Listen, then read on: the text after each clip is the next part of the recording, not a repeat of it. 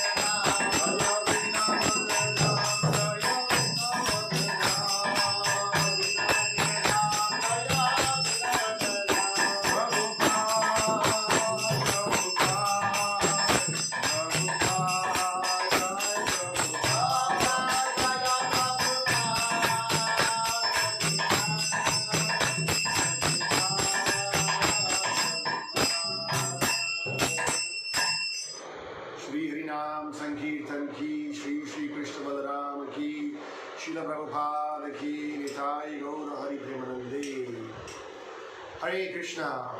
सही भक्तों का हार्दिक स्वागत है। ओम नमो भगवते वासुदेवाय।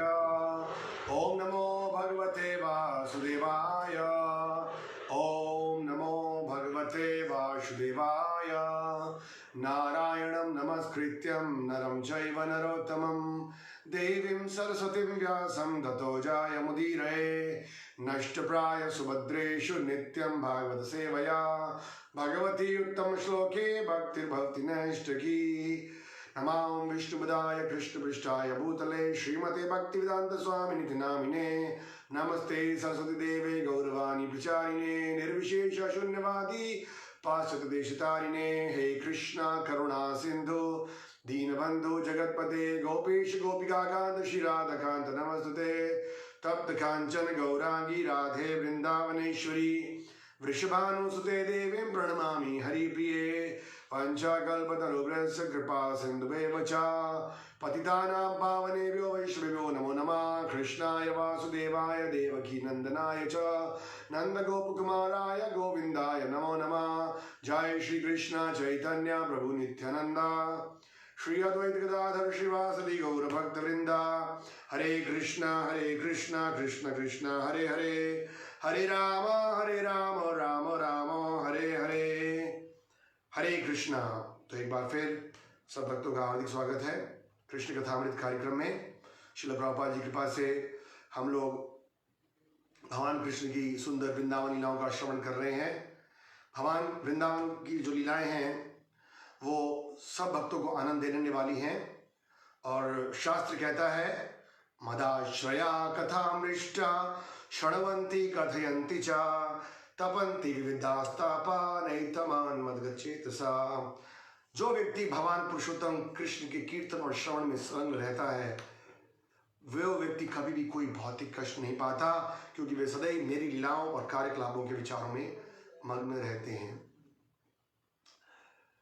तो हम पिछले कुछ दिनों से भगवान की बाल लीलाओं का श्रवण कर रहे थे और कल हमने वृंदावन के अंदर वर्षा ऋतु और शरद ऋतु का वर्णन सुना। किस प्रकार से वृंदावन में जब वर्षा ऋतु आती है तो सुखदेव गोस्वामी पेड़ों के द्वारा, बादलों के द्वारा, नदियों के द्वारा, फूलों के द्वारा, पक्षियों के द्वारा बड़ा सुंदर संदेश दे रहे हैं। एक तरफ जहां वो वृंदावन की मधुरता का वर्णन करते हैं वहां पर हम सब साधकों के लिए बड़ा सुंदर संदेश दे रहे हैं।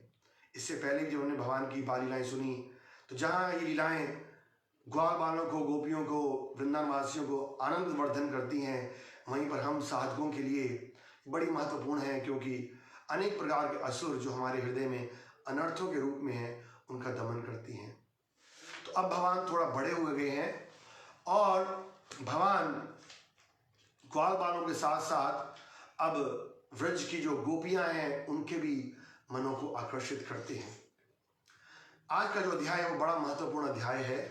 इसका नाम है वेणु गीत। इसको चर्चा करने से पहले हमें ये समझने का प्रयास करना चाहिए कि वास्तव में जो गोपियां हैं वो कौन है। एक तो जो ब्रज की वृद्ध गोपियां हैं जो यशोदा मैया के साथ, कृष्ण के साथ वात्सल्य प्रेम रखती हैं, वो उनको अपने पुत्र के रूप में देखती हैं।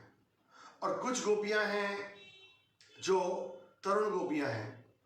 शास्त्रों में बताया गया है कि गोप्य शब्द का मतलब क्या है, जो अपने हृदय में कृष्ण के प्रति जो उनका प्रगाढ़ प्रेम है, शरणागति है, लगाव है, उसको गोपनीय रूप में रखती हैं, कॉन्फिडेंशियल वे में।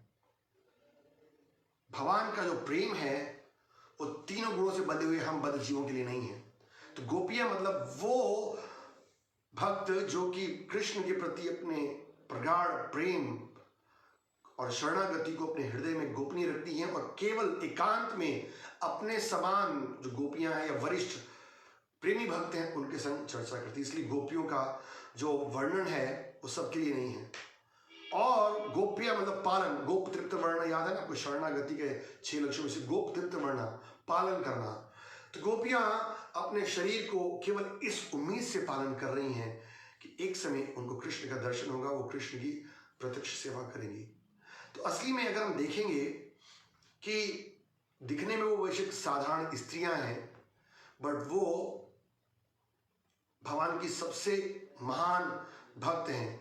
जैसे कि हम इस श्लोक में रोज गाते हैं, क्या गाते हैं हम? भगवान चैतन्य महाप्रभु के गुणगान करते हुए, आराध्यो भगवान ब्रजेश तनयास तद्धाम वृंदावनम रम्या कश्चित उपासना ब्रजवधो वर्गेण च कल्पिता। रम्या कश्चित उपासना ब्रजवधु वर्गेण च कल्पिता। चैतन्य महाप्रभु एक आदर्श सन्यासी के रूप में प्रचार कर रहे हैं, लेकिन कह रहे हैं कि हमारी उपासना कैसी होनी चाहिए?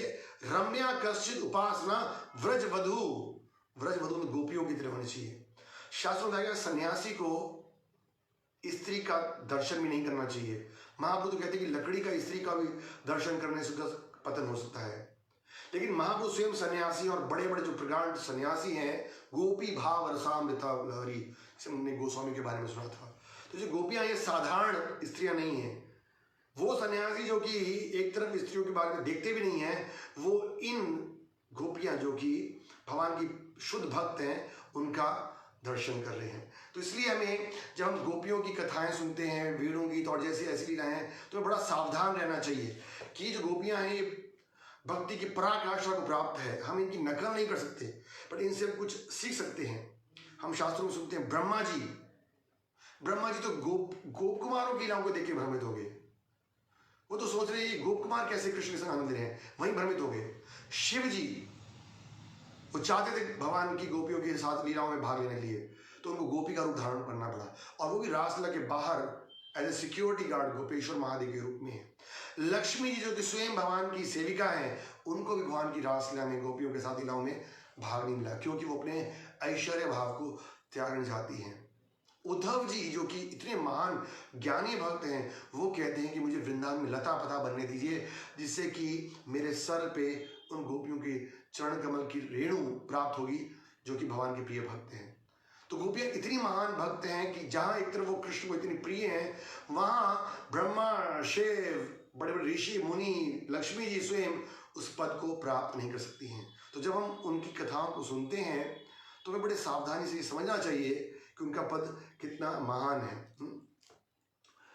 तो अब हम ये वेणुगीत का अध्याय शुरू कर रहे हैं। अध्याय 20 जो हमने कल पढ़ा था, उसमें हमने सुना था कि किस प्रकार से भगवान जब वृंदावन में वर्षा ऋतु में प्रसन्न होकर अपने ग्वाल बालों के संग गाय चराते थे। उसी को आगे कंटिन्यू करते हैं। शुकदेव गोस्वामी, देखिए शुकदेव गोस्वामी कौन है?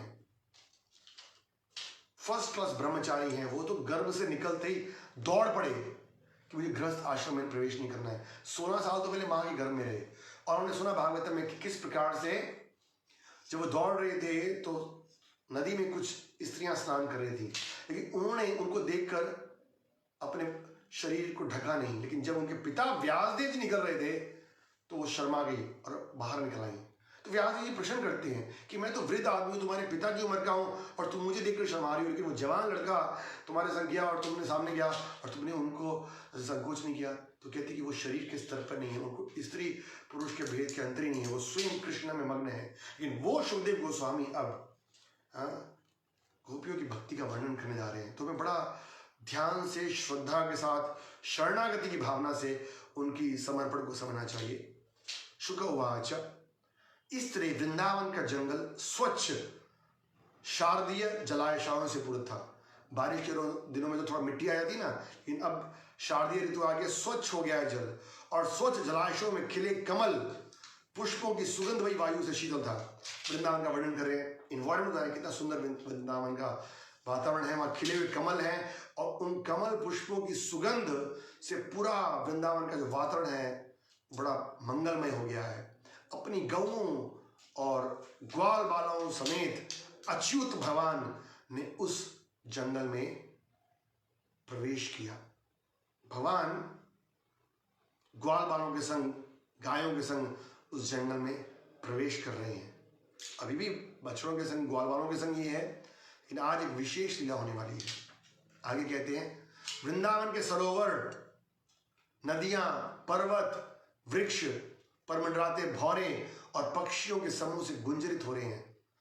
सब कृष्ण गुणगान कर रहे हैं, कृष्ण कीर्तन कर रहे हैं। झरने भी, नदियां भी, भंवरे भी, पक्षी भी, सरोवर भी, सब गुंजित हो रहे हैं, बड़ी सुंदर ध्वनि कर रहे हैं। और और इसी ध्वनि के बीच में इसके संग सिंक्रोनाइज करते हुए, मिलाते हुए बड़े सुंदर तरीके से मधुपति श्री कृष्ण, मधुपति भगवान का नाम, क्योंकि वो जो ये सुंदर सावन स्प्रिंग वेदर है उसको भी मधुपति श्री भगवान का नाम माधव भी है, तो आनंद लेने वाले हैं। भगवान का नाम मधुसूदन भी है। बड़ी सुंदर कथा एक बार हम सुनते हैं ना पावन सरोवर पे, कि किस प्रकार से एक बार राधा और कृष्ण बैठे थे और एक मधु घूम रहा था सर के आसपास, तो उनके सखाओं को लगा कि राधा कृष्ण की लीलाओं में बिगड़ डाला, उन्होंने कहा हटा दिया और बोला मैंने मधु को भगा दिया, मधु चला गया। तो जैसे ही कृष्ण राधा रानी सुना कि मधु मतलब कृष्ण के लिए भी आता है, तो बड़ी दुखी होगी, रोने लगी। कृष्ण बोला चिंता नहीं करो मैं यहीं पर हूँ, लेकिन वो सुनी नहीं रही थी और उनके विरह को देखकर कृष्ण रोने लगे और उन दोनों के प्रेम अश्रुओं से मिला है पावन सरोवर जो कि नंदगांव के पास है। तो हम चर्चा कर रहे हैं कि किस प्रकार से मधुपति कृष्ण ने क्या किया, ग्वाल बालों और बलराम के संग उस जंगल में प्रवेश किया और गौएं चराते हुए अपनी वंशी बजाने लगे। तो वृंदावन का इतना सुंदर सीन है, दृश्य बड़ा सुंदर है, आंखों को देखने के लिए सुंदर ध्वनि चल रही है, सारे पशु पक्षी गा रहे हैं और अब कृष्ण की बांसुरी बजा रहे हैं, सुंदर हवा चल रही है, पुष्पों की सुगंध आ रही है, सारी पांचों जो इंद्रियां हैं बड़ी प्रसन्न होने वाली है, बड़ा नाइस एम्बियंस है वहां पर। और भगवान कृष्ण क्या कर रहे हैं, अधोक्षजा वेणुनम, कृष्ण एक्सपर्ट हैं अपनी वेणु बजाने में। तो इतने सारे ये भंवरे, पक्षियां, नदी, सरोवर सब अपने अपने साउंड बजा रहे हैं, लेकिन इनका जो विशेष वेणु है उसकी ध्वनि निकल रही है। कृष्ण ने बड़ी कुशलता पूर्वक अपनी वंशी की ध्वनि और वृंदावन के रंग बिरंगे पक्षियों के कल कूजन को मिला जुला रखा था। इस तरह देवी ध्वनि उत्पन्न हो रही थी, ट्रांसेंडेंटल साउंड।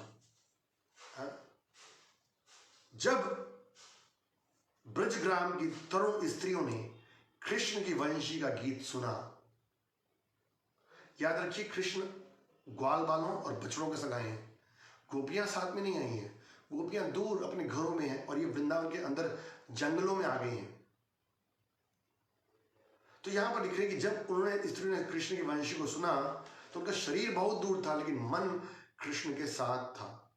और इस वंशुरी को कई लोगों ने सुना, ग्वाल बालों ने भी सुना, यशोदा मैया नंद महाराज ने भी सुना होगा, गोपियों ने भी सुना, गोपों ने भी सुना, लेकिन विशेष रूप से कह रहे हैं कि जब उन्होंने तरुण स्त्रियों ने सुना तो उनमें से कुछ स्त्रियां अपनी सखियों से एकांत में कृष्ण के गुणों का बखान करने लगी। यहाँ पर इंपॉर्टेंट बात है कि इस दिन जो खासकर जिस दिन ये वेणु गीत हुआ, वेणु गीत मतलब बांसुरी द्वारा गाया गया गीत, उस दिन भगवान ने स्पेशल बांसुरी बजाई, क्योंकि उस दिन जब भगवान निकले थे तो गोपियों जब देखा कि कृष्ण जा रहे हैं तो बड़ी दुखी होती थी, गोपियां विरह में थी और कृष्ण देखे गोपियां मेरे विरह में हैं।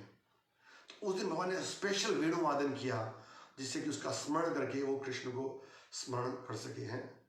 तो जो गोपियां हैं वो विशेष रूप से ये गोपियां माधुर्य रस में हैं और कृष्ण के प्रति पूर्ण रूप से शरणागत है। तो हमें समझना चाहिए कि जब भगवान ने बांसुरी बजाई तो सभी लोग, गायें, चिड़िया, गोपियां, सब उनकी मंत्रमुग्ध जो वेणु थी उसको सुनकर बड़े प्रसन्न हुए। लेकिन वो गोपियां भगवान से विरह महसूस कर रही थी और वो अपने हृदय में वो देख रही कि किस तरह से कृष्ण वृंदावन के जंगलों में बांसुरी बजा रहे हैं। गई नहीं वहां पर, जैसे ब्रह्मा जी कहते हैं ना, प्रेमांजना चुरिता भक्ति विलोचने ना संता सदैव हृदय विलोकयन्ति। हृदय में अपने दिव्य चक्षुओं से वो कृष्ण का दर्शन कर रही हैं, कृष्ण किस तरह से अब बांसुरी बजा रहे हैं। कुछ भक्त लिखते हैं कि उस दिन खासकर से गोपियों ने स्मरण किया कि अब वृंदावन में जंगलों में कृष्ण बांसुरी बजा रहे होंगे। उस समय उन्होंने बांसुरी डायरेक्ट नहीं सुनी, बट जो उन्होंने सुना था उसका स्मरण किया कि किस तरह से कृष्ण वृंदावन में बांसुरी बजा रहे हैं और उसका स्मरण कर रहे हैं। और स्मरण करते हुए क्या करती हैं, बात करती। सुखदेव गोस्वामी बोल रहे हैं गोपियां कृष्ण के विषय में बातें करने लगी। शुरू ही किया था, लेकिन जब कृष्ण के कार्यकलापों का स्मरण आया तो काम ने उनके मनों को विचलित कर दिया और कुछ नहीं कह पाई। एकदम उनको थोड़ा संकोच हो गया क्योंकि उनके प्रति उनका माधुर्य भावना है, तो कैसे बात करेंगी, संकोच आ गया और वो शर्मा गई और बात नहीं कर पाई। फिर भगवान का सुंदर रूप वर्णन करते हैं। ये श्लोक है श्लोक संख्या 5, याद करने वाला श्लोक है। सभी कथाकार इसको बड़ा सुंदर इस रूप में भगवान की सुंदरता का वर्णन किया गया। वरहापीडम नटवर वपु कर्णया कर्णीकरम विभ्रद्वास कनकपिशम वैजंती चामालम रंधा वेणु स्पेशली यहाँ पर रंधा वेणु अधर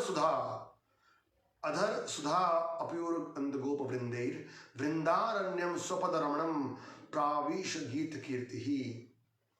अपने सिर पर मोर पंख का आभूषण धारण करके, कानों में नीले कर्णिकर फूल धारण करके, स्वर्ण जैसा चमचमाता पीला वस्त्र और वैजयंती माला धारण करके भगवान कृष्ण ने सर्वश्रेष्ठ नर्तक का दिव्य रूप प्रदर्शित करते हुए वृंदावन के वन में प्रवेश किया। देखिए गोपियां भी वहां पर नहीं है, शुभदेव गोस्वामी भी वहां पर नहीं है, लेकिन उनका मन पूर्ण रूप से कृष्ण के अंदर है, इसलिए वो कृष्ण के सुंदर रूप का दर्शन कर पा रहे हैं। तो कोई कथा के अंदर बैठा है, कोई भगवान के सामने बैठा है, पर शरीर से बैठा है, मन वहां नहीं है, तो ज्यादा लाभ नहीं है। पर शरीर से वहां नहीं, बट मन अगर पूर्ण रूप से कृष्ण में है तो कृष्ण के सुंदर दर्शन कर सकते हैं। वरहा पीडम, मोर पंख उनके सर पर है, भगवान मोर पंख धारण करते हैं, बड़ा सुंदर। कई कथाएं हम चर्चा करेंगे आगे। नटवर वपु, और नटवर एक्सपर्ट आर्टिस्ट की तरह उनका शरीर है। कर्णयो कर्णकम, उनके कानों में सुंदर कुंडल है। विप्रदा वास कनक कपिशम, उनका जो कपड़े हैं वो गोल्डन कलर की तरह चमक रहे हैं। वैजंती च मालम, उनकी जो माला है वो सुंदर फूलों की वैजंती माला है। और रंधार वेणु अधर सुधा, और वो वेणु के जो छेद हैं उसमें अपने अधरों को आगे, सुधा मतलब अमृत, तो अपने होठों का अमृत दे रहे हैं उसमें। और आपूर्ण भरते हुए गोप वृंदा, अपने ग्वाल बालों के साथ वृंदारण्यम, वृंदावन प्रवेश करते हैं। स्वापद रमणम, भगवान जूते तो पहनते नहीं थे, तो अपने पद कमलों से, कौन से पद कमल, पद रमणम, जो कि स्व चरण कमल में चिन्ह थे और मुक्त करने वाले हैं, प्रवेश करते हैं। प्रभुपाद लिखते हैं गोपियों ने इस श्लोक में वर्णित कृष्ण के समस्त दिव्य गुणों को स्मरण किया। अपने घरों में है भगवान के सुंदर रूप का स्मरण करें, किस तरह से कृष्ण का सुंदर रूप है, उनके वस्त्र धारण करने की कला, उनके कानों में कुंडल, उनकी जो मालाएं हैं सब। और फिर उनको एकदम स्मरण आया कि जब कृष्ण ने अपने होठों का अमृत अपनी बांसुरी में उड़ेल दिया तो गोपियां उनके प्रेम में खो गई। शुभदेव गोस्वामी कहते हैं, हे राजन, क्योंकि वो कह रही है जो भगवान की वेणु का जो आनंद था वो तीनों लोगों के निवासियों को, देवी देवताओं को भी आकर्षित करने वाला था, इसलिए वो अमृतवंशी था, अमृत था। और कह रहे इति वेणुरम, इस प्रकार वंशी की ध्वनि सुनकर हे राजन, सर्वभूत मनोहरम, सभी जीवों को, ना गायों को, पक्षियों को, सबको आकर्षित, सर्वभूत मनोहरम, सबको आकर्षित करने वाला था। श्रुत्वा, इनको सुनकर, खासकर से व्रज स्त्रियां, ब्रज की जो स्त्रियां थीं, सर्वा वर्णयंतो भिरे भिरे, वो एक दूसरे का आलिंगन करके अब बखान करने लगी। तो ये पहले 6 श्लोक शुभदेव गोस्वामी बोल रहे हैं, और अब 7वें श्लोक से लेकर और 19वें श्लोक तक गोपियां भगवान की खासकर से जो वेणु है उसकी महिमा और वेणु गीत का वर्णन करेंगे। तो इन करीब 12-13 श्लोकों में गोपियां वर्णन करेंगी किस तरह से जो भगवान की सुंदर वेणु है, वेणु का जो गीत है वो वृंदावन के हर निवासी को अलग अलग प्रकार से किस तरह से आकर्षित कर रहा है। चाहे वो चर प्राणी हैं, अचर प्राणी हैं, चाहे पशु हैं, पक्षी हैं, बादल हैं, ग्वाल बाल हैं, गायें हैं, गोपियां हैं, किस तरह से उनको आकर्षित कर रहे हैं। तो ये यहाँ पर खास कर से हम देख रहे हैं कि गोपियां पहले श्लोक में कहती हैं, हम श्लोक नहीं पढ़वाएंगे क्योंकि लंबा समय लग जाएगा।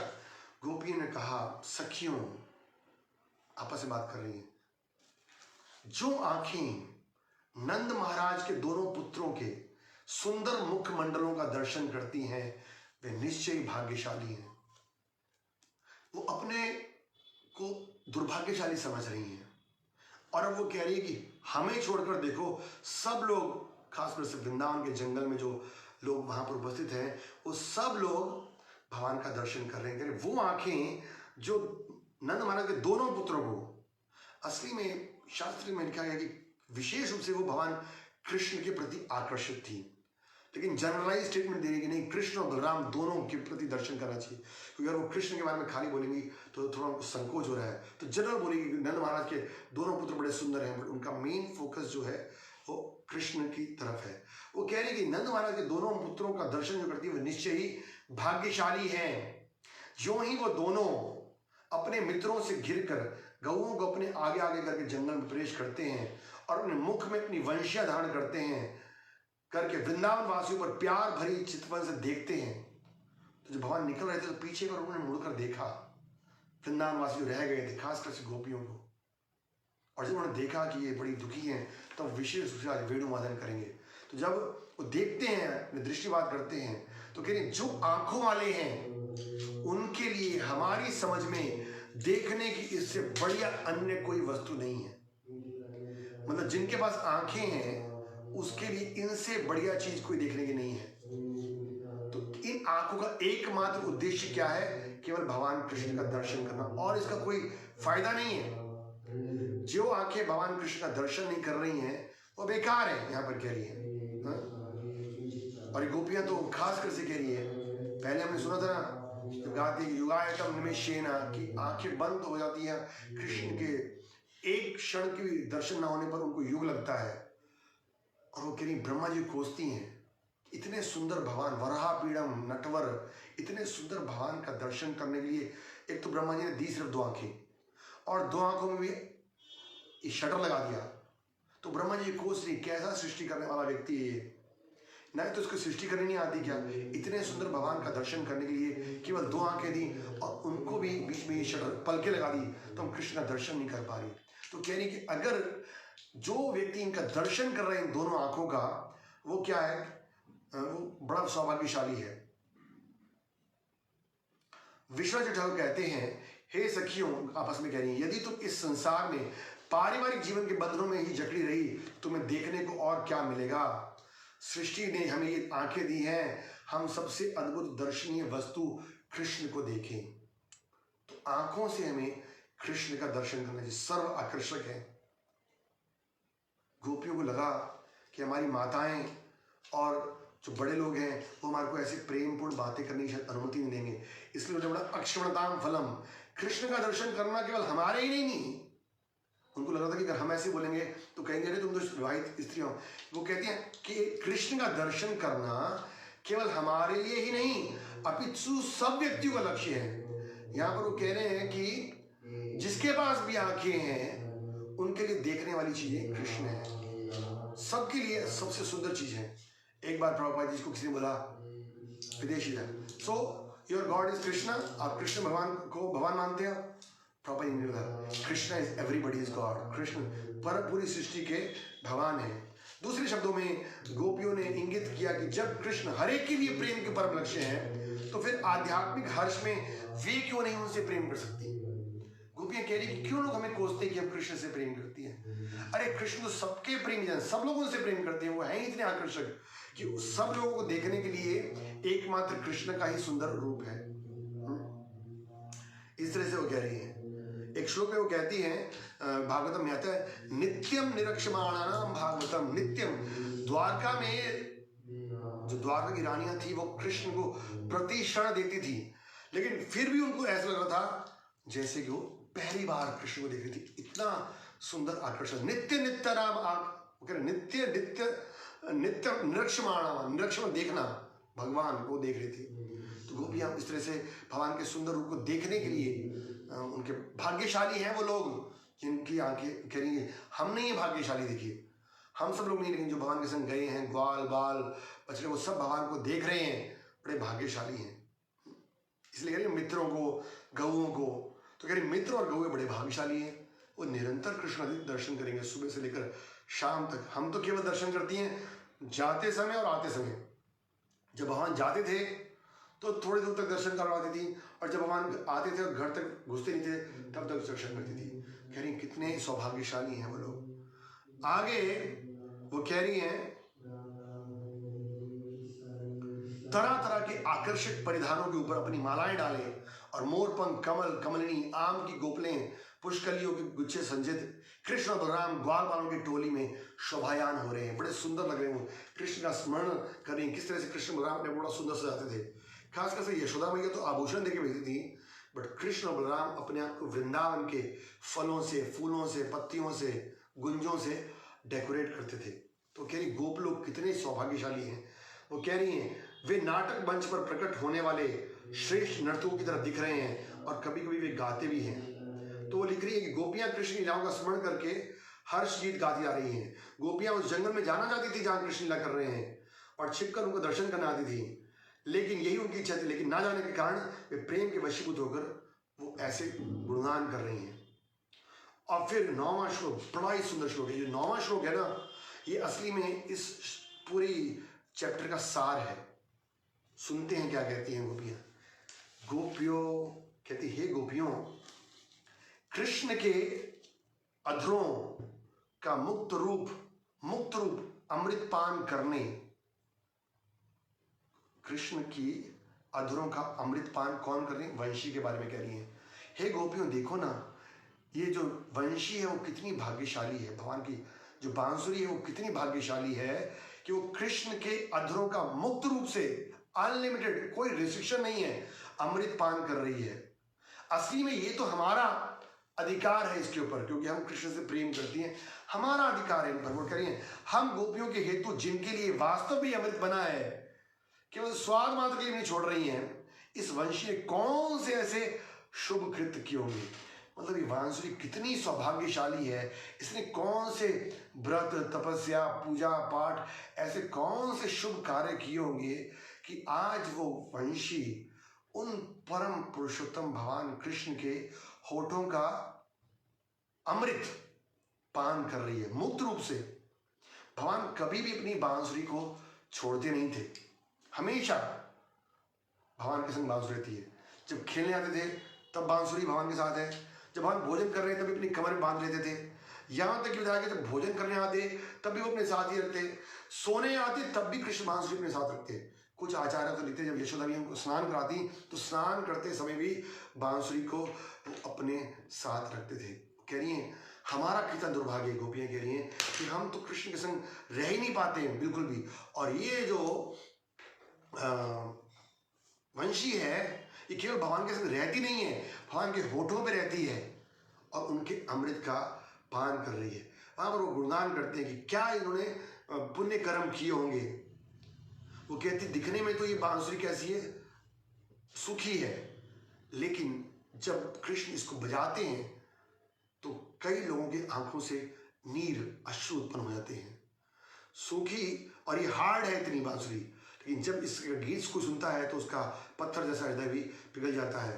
कहते हैं इस बांसुरी के अंदर कोई जान नहीं है, डंडी सी है ये, लेकिन हमारे जैसे अनेक जीवों को जान देने वाली है ये बांसुरी।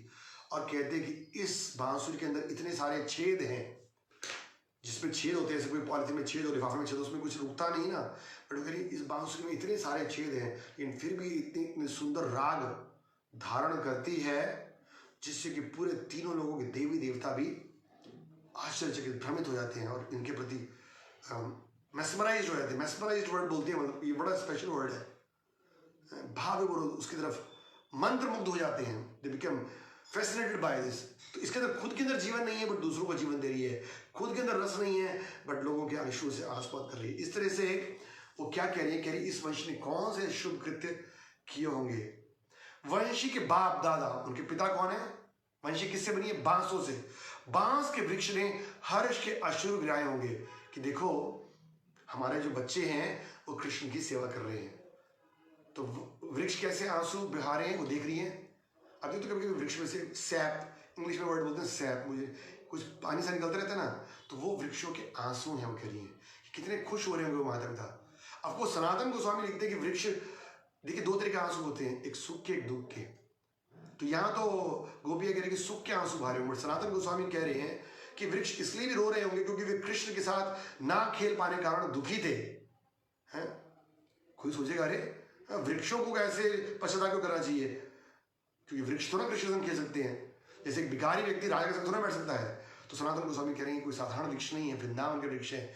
ये तो बुद्धिमान मनुष्यों जैसे हैं जिनको अपना जीवन लक्ष्य प्राप्त ना कर सकने पर दुख उठ रहा है कि हम क्यों नहीं कर पाए, लेकिन चलो खुश है कि हमारे जो बच्चे हैं वो कृष्ण की सेवा में लगे। और कह रहे हैं इनकी माता कौन है?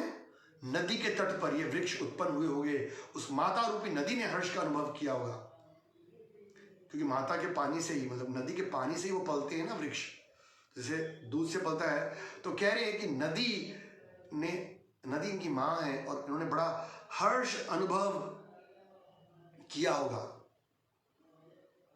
और उस हर्ष को कैसे व्यक्त किया उन्होंने? इसीलिए तो उनके हर्ष के कारण उस नदी में खिले हुए कमल के फूल उनके शरीर के रोमों की भांति खड़े हैं। जैसे कोई प्रसन्न होता है ना तो रोमांच कंपा उसके शरीर के बाल खड़े होते हैं। तो कह रही इसी प्रकार जो नदियों को इतना आनंद आ रहा है, प्रेम आ रहा है कि जो मेरे बच्चे हैं वो कृष्ण की अधर अमृत को ले रहे हैं, तो वो कितने प्रसन्न होंगे। और उनकी प्रसन्नता का दर्शन हो रहा है कि कमल के फूल से हो रहे हैं। एक आचार्य लिखते हैं, ध्यान सुनिएगा, उखल बंधन लीला में किस प्रकार से कृष्ण ने उस उखल को और उस रस्सी को इतना शक्तिशाली बना दिया कि जब वो दो वृक्ष तोड़े तब भी वो टूटे नहीं और उनके द्वारा उनकी पूजा होती है। They were so much empowered। इसी तरह भगवान कृष्ण ने बांसुरी को इतना शक्ति प्रदान किया कि वो बांसुरी सारे जीवों को, भगवान के भक्तों को अपनी तरफ आकर्षित करती है। इसी प्रकार यदि कोई व्यक्ति भगवान की सेवा करना चाहता है तो चाहे हमारे अंदर कोई योग्यता नहीं है, जैसे उस लकड़ी की बांसुरी के अंदर वैसे कोई योग्यता नहीं होगी, उस रस्सी के अंदर उस जो उखल था उसके अंदर कोई योग्यता नहीं थी, लेकिन क्योंकि कृष्ण की सेवा में जुड़ गए तो भगवान ने उनको शक्तिशाली बना दिया। इसी तरह यदि हम भगवान की सेवा में लगना चाहते हैं तो भगवान हमारे को भी कृपा देते हैं। अब ये बड़ा सुंदर श्लोक है। ऐसी गोपियां एक तरह से थोड़ा रुष्ट हो रही हैं कि अरे देखो गोपियों ने ये बांसुरी ने हमारी जगह ले ली है, हमें इस अधर अमृत को लेना चाहिए था, है? और फिर वो इच्छा करती है कि क्या हम भी कहीं बांसी क्यों ना बन जाए, बांसुरी बन जाए। अभी देखिए भौतिक संगीत में कोई सोचेगा, कोई बोल रहा है डॉक्टर बनना है, इंजीनियर बनना, तो ठीक है, कोई कह रहा है बांस बन जाए अगले जन्म में, तो ये पागलपन सा लगता है, बट ये दिव्य पागल बनता है, ट्रांसजेंडल मैडनेस है ये। तो गोपियां कहती किसी तरह से हम कृष्ण की सेवा कर सकें, बड़ी दुखी हो रही हैं। फिर कृष्ण कहती, गोपियां कहती एक मिनट, हम क्यों बांसुरी को ब्लेम कर रहे हैं? हमें तो ब्लेम करना चाहिए जिस व्यक्ति ने कृष्ण को बांसुरी दी है। और तब कहती हाँ बताओ बताओ किसने दी है कृष्ण को बांसुरी? तो एक गोपी कहती अरे मैंने स्वयं पौर्णमासी से सुना है कि ये बांसुरी स्वयं ब्रह्मा जी ने दी है।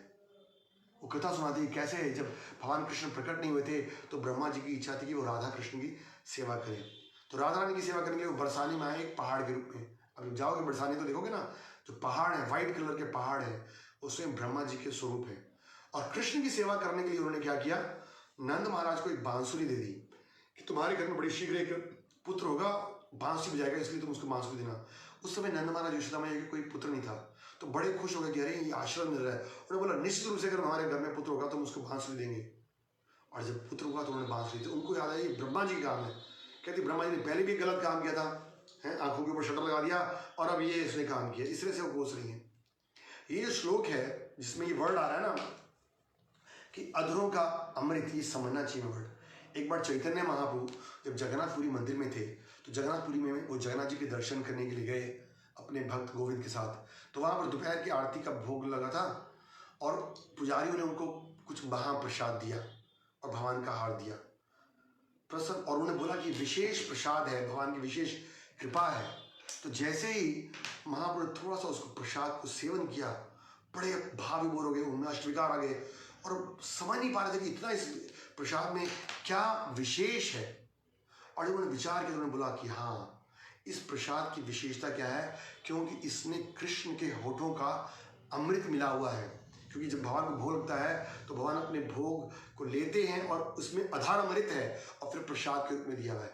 और कोई कारण नहीं हो सकता कि कृष्ण के प्रसाद में इतना टेस्ट है। उन्होंने बोला गोविंद को तुम इसको रख लो, बाकी बाद में खाएंगे। और फिर वो सारे जगन्नाथ जी के सेवकों को बताने लगे कि बड़ा ही भाग्यशाली व्यक्ति होता है जिसको भगवान का प्रसाद मिलता रहता है। और सेवकों को बताया क्योंकि कृष्ण ने स्वयं इसको खाया है। मंदिर से बाहर आ गए महाप्रभु, लेकिन सारा दिन सोचते रहे कि इस प्रसाद की दिव्यता का कारण क्या है, क्यों इस प्रसाद में इतना आनंद था। शाम को जब बैठे तो फिर गोविंद को बुलाया कि वो प्रसाद जो तड़का था ना वो लेकर आओ, और फिर उन्होंने सब भक्तों को वो प्रसाद दिया, और जैसे ही प्रसाद दिया सब लोग बड़े भावुक हो गए। तो महाप्रभु ने बोला, अरे तुम्हें प्रसाद में आनंद आ रहा है ना, बताओ इस प्रसाद में क्या है। तो किसी ने बोला इसमें कपूर है, चीनी है, मैदा है, जो भी अलग अलग आइटम्स हैं। तो बोला ये तो साधारण मार्केट में मिलती हैं। और तब बोला कि क्योंकि कृष्ण ने इसको अपने अधरों से स्पर्श किया है ना, तब इसके अंदर विशेष आनंद मिल रहा है। प्रसाद, कृष्ण बड़ा दयामय, कोई बार जीवा जाए, स्वा प्रसाद अन्न दिलो भाई, सही अमृत पाओ, राधा कृष्ण गुण गाओ। हम गाते हैं ना प्रसाद, स्व अमृत, स्व प्रसाद अनमृत पाओ। तो महाप्रभु ने इस तरह प्रख्यान किया। वहीं पास में रामानंद राय बैठे थे, तो महाप्रभु ने बोला रामानंद राय को, रामानंद राय मुझे लगता है इसमें कृष्ण का अधामृत है, कोई भागवतम से एक सुंदर श्लोक सुनाओ। और फिर भागवतम से उन्होंने पहले गोपी गीत का वो श्लोक सुनाया जिसमें कि भगवान की बांसुरी का और होठों का वर्णन है ना। सुरत वर्धनम शोकनाशनम स्वरित वेणुना सुष्टु चुंबितम। वो कह रहे वेणु भगवान के होठों का चुम्बन कर रही है, और ये जो वेणु है, भगवान के जो होंठ है, वो क्या है, सुरत वर्धनम, आनंद प्रदान करने वाले, और शोक नाशनम, शोक को दूर करने वाले हैं। तो गोपियां इस तरह से प्रार्थना कर रही हैं कि जो भगवान के होठों का जो अमृत है वो हम चाहती हैं, और किस प्रकार से ये जो बांसुरी है, वेणु, सुरत वेणुना सुष्ट चंबितम, ये वेणु जो है भगवान के अधमृत ले रही है। महाप्रभु बड़े प्रसन्न हो गए, और सारा दिन उस दिन भगवान की बांसुरी के बारे में बात करते रहे। फिर उन्हें रामानंद को बोला कि कुछ और बताओ, और तब रामानंद राय ने ये 9वां श्लोक जो हम पढ़ रहे हैं ना भागवतम में से, कि किस तरह से गोपियां कह रही कृष्ण के अधरों का अमृत पान करने के लिए कौन से भाग्य की होगी। और जब महाप्रभु ने ये सुना गीत तो बड़े प्रसन्न हुए। ये महाप्रभु कौन है, स्वयं राधा कृष्ण है, और वो विप्रलंब भाव फील कर रहे हैं, सेपरेशन फील कर रहे हैं कृष्ण से। बट वहां पर सेपरेशन में दुख नहीं, इस संसार में जब हम सोचते हैं तड़प रहे हैं तो कष्ट आ रहा है, बट वहां पर उनको आनंद आ रहा है। और इस प्रकार से दिन रात महाप्रभु इस श्लोक के बारे में आनंद लेते थे। तो एक तरह से उनको ये पहले श्लोक में बोला कि गोप कितने भाग्यशाली हैं जो हमेशा भगवान का दर्शन कर रहे हैं। अब कह रही है वंशुरी कितनी भाग्यशाली है जो हमेशा भगवान के होठों पे रहती है, उनका अधर अमृत ले रही है। भगवान के हमेशा, और खासकर से होठों के ऊपर भी है। तो अब अगले श्लोक में कहते हैं, हे सखी देखो तो देवकी पुत्र कृष्ण के चरण कमलों का कोष पाकर वृंदावन की पृथ्वी की कीर्ति फैला रहा है। जो वृंदावन है वो पृथ्वी की कीर्ति फैला रहा है। देखिए ना, पूरे ब्रह्मांड में कितने सारे लोक हैं, उन लोकों में एक पृथ्वी लोक है, प्लेनेट है, और उस पृथ्वी में एक वृंदावन है, और कृष्ण के चरण कमल उस पर बढ़ रहे हैं। तो कह रही हैं कृष्ण के चरण कमलों का कोष पाकर वृंदावन पृथ्वी की कीर्ति फैला रहा है। अब वो सोच रही कि वृंदावन कितना भाग्यशाली है कि वो भगवान के चरणों का स्पर्श पा रहे हैं। कोई भगवान का दर्शन कर पा रहा है, कोई भगवान के होठों का स्पर्श कर पा रहा है, कोई भगवान के चरणों का स्पर्श कर पा रहा है। गोपियाँ कह रही हम कितनी दुर्भाग्यशाली हैं कि हम यहाँ घर में बैठे कुछ भगवान की सेवा नहीं कर पा रही हैं। ये जो विशेष स्नेह और प्रेम है गोपियों का, और जिस विरह में वो उसका अनुभव कर रही है, हमारे साधारण व्यक्ति के कल्पना से परे है। लेकिन फिर भी शास्त्र कहता है जब इन श्लोकों को सुनते हैं, पढ़ते हैं, तो हमारे अंदर एक भावना आनी चाहिए किस तरह से भगवान सर्व आकर्षक हैं। वो कह रही है मोर हैं, गोविंद की वर्षी सुनते हैं तो मस्त होकर नाचने लगते हैं। भगवान हमेशा मोर का पंख रखते हैं। इसकी कई कथाएं हैं। एक आचार्य कथा बताते हैं किस प्रकार से एक बार कृष्ण वृंदावन में ऐसे ही बांसुरी बजाने के लिए गए गोवर्धन में, और बांसुरी बजाना शुरू किया तो मोर जैसे निकले ना, उनकी वंशी सुनकर नाचने लगा, और बड़े उन्मत्त होकर मोर नाचते हैं। आपको पता है ना मोर कब नाचते हैं, जब बादलों को देखते हैं। तो एक तो भगवान का कलर भी वैसे बादलों कलर का है, तो एक तो उनके रूप को देखकर उन्होंने सोचा कि बारिश होने वाली है, और असली बारिश तो प्रेम की बारिश होने वाली, तो उनको देख कर वो नाचने लगे कृष्ण के सुंदर रूप को देखकर। और जब वो नाच रहे थे तो ऐसा बताते हैं कि जो मोरों का हेड था वो भगवान के पास आया चरणों में, और उनसे प्रणाम किया कि आप भी कृपा करके हमारे साथ नाचिए। और फिर भगवान भी बड़ा सुंदर नृत्य किए, और नृत्य के अंत में फिर मोर भगवान को आके प्रणाम करता है और कहता है आप हमारे गुरु के समान हैं, आपने हमें इतना आनंद प्रदान किया, इसलिए मैं गुरु दक्षिणा के रूप में अपनी सबसे कीमती चीज अपने मोर पंख आपको देना चाहता हूँ। और फिर भगवान ने उस मोर पंख को अपने सर के ऊपर धारण किया। तो कह रहे कि मोर जब गोविंद की वंशी सुनते हैं तो मस्त होकर नाच लगते हैं। अब कह मोर कितने भाग्यशाली हैं। और जब अन्य प्राणी उन्हें पर्वत की चोटी से देखते हैं तो ये तो नीचे भगवान वंश जा रहे हैं और मोर नाच, और जो ऊपर पशु पक्षी और जो प्राणी हैं ग्वाले हैं, जब वो उनको देखते हैं तो वो भी स्तब्ध रह जाते हैं, आश्चर्यचकित होते हैं। तो कह रहे हैं सब लोग कृष्ण को बांसुरी बजाते हुए देख रहे हैं। वृंदावन की जो पृथ्वी है, मोर हैं, ग्वाल बाल हैं, गौ हैं, ये सब बड़े भाग्यशाली जीव हैं। विश्वनाथ जी ठाकुर कहते हैं कि जो मोर जो उनकी संगति से पूरी तरह प्रसन्न हो जाते हैं, कृतज्ञता पर उन्हें प्रसन्न करने के लिए अपने दिव्य पंख देते हैं। कृष्ण प्रसन्नता पूर्वक ये भेंटें स्वीकार करके उन्हें अपने सिर की पगड़ी पर धारण कर लेते हैं। फिर कह रहे मृग और कबूतर भी कृष्ण द्वारा प्रस्तुत आध्यात्मिक मनोरंजन का आस्वादन करते हैं और अच्छी तरह से देख पाने के लिए वे पर्वतों की चोटियों पर एकत्रित हैं। तो जो बात करते हैं ना उनकी चोटियों पर कौन है, और वो भी आनंद ले रहे हैं। फिर आगे वो हिरणियों की बात करते हैं। प्रभुपाद लिखते हैं, सनातन गोस्वामी कह रहे हैं कि वृंदावन में कृष्ण नंगे पांव चलते थे, इसलिए पृथ्वी पर उनके चरण कमलों के सीधे चिन्ह बन जाते थे। अतः ये जो पृथ्वी है वो बड़ी भाग्यशाली है कि उनके, देखिए पृथ्वी एक ऐसी जगह जहाँ पर भगवान के चरण हमेशा रहते हैं, क्योंकि हमेशा भगवान पृथ्वी रहेंगे, हवा में तो रहेंगे नहीं। आगे कहते हैं ये मूर्ख हिरणियां, क्योंकि जो जानवरों में भी सतोगुणी रजोगुणी तमोगुणी जानवर होते ना, तो हिरणी को तमोगुणी जानवर बोला गया है। लेकिन ये मूर्ख हिरणियां भी कितनी धन्य हैं, क्योंकि ये नंद महाराज के पुत्र के निकट पहुंच गई हैं जंगल में, जो खूब सदे हुए हैं और अपनी बांसुरी बजा रहे हैं। अब बांसुरी बजा रहे हैं और हिरणियां भी उनको देख पा रही हैं। सचमुच ही हिरणी और हिरण दोनों ही प्रेम और स्नेह भरी चितवनों से भगवान की पूजा कर रहे हैं। खासकर से वो बोल रही हैं कि देखो, गोपियां सोच रही कि हिरणियां अपने पतियों के साथ कृष्ण के पास पहुंची हैं, क्योंकि हिरण के लिए कृष्ण ही स्नेह के परम लक्ष्य हैं। कृष्ण के प्रति स्नेह होने से वे कृष्ण के द्वारा अपनी पत्नियों के आकृष्ट होने से प्रोत्साहित होते हैं। तो जो हिरण है वो हिरणियों को ये देख कर कि वो कृष्ण के प्रति आकर्षित हैं, बड़े खुश हैं और अपने गृहस्थ जीवन को धन्य मानते हैं, तो उन्हें ये देखकर प्रसन्नता होगी कि उनकी पत्नियां किस तरह से कृष्ण के दर्शन में लगी हुई हैं, और उनके साथ होकर वो अपनी पत्नियों से याचना करते हैं कि वे भी भगवान के पास चलें। लेकिन दूसरी तरफ गोपियां कह रही, हमारे पति देखो जो कृष्ण से ईर्ष्या करते हैं और उनके प्रति भक्ति का अभाव रखते हैं, अतः हमारे जीवन का क्या लाभ। तो ये भक्त की पराकाष्ठा है, कैसे वो कृष्ण के विरह में बाकी सबके भाग्य की वर्णन करेगी। देखो बाकी सब लोग कितने सौभाग्यशाली हैं कि भगवान का दर्शन कर पा रहे हैं। यहाँ तक हिरणियां जो हैं वो भी भगवान का दर्शन कर रही हैं, उनके पति उनको जाने के लिए अलाउ कर रहे हैं, बट जो हमारे पति हैं वो हमें जाने के लिए अलाउ नहीं कर रहे हैं। आगे कहती हैं, कृष्णम निरीक्षया, देखती हैं कौन, वनिता, वनिता मतलब देवताओं की पत्नियां। कृष्ण का सौंदर्य जो है वो शील स्त्रियों के लिए भी, सभ्य स्त्रियां उनके लिए भी उत्सव है। देवताओं की पत्नियां अपने पतियों के साथ विमानों में उड़ते हुए जब देखती हैं और उनके वेणु गीत की ध्वनि को सुनती हैं, खासकर से कह रहे हैं सब लोग भगवान की तरफ आकर्षित हैं जब भगवान विशेष रूप से वेणु बजाते हैं।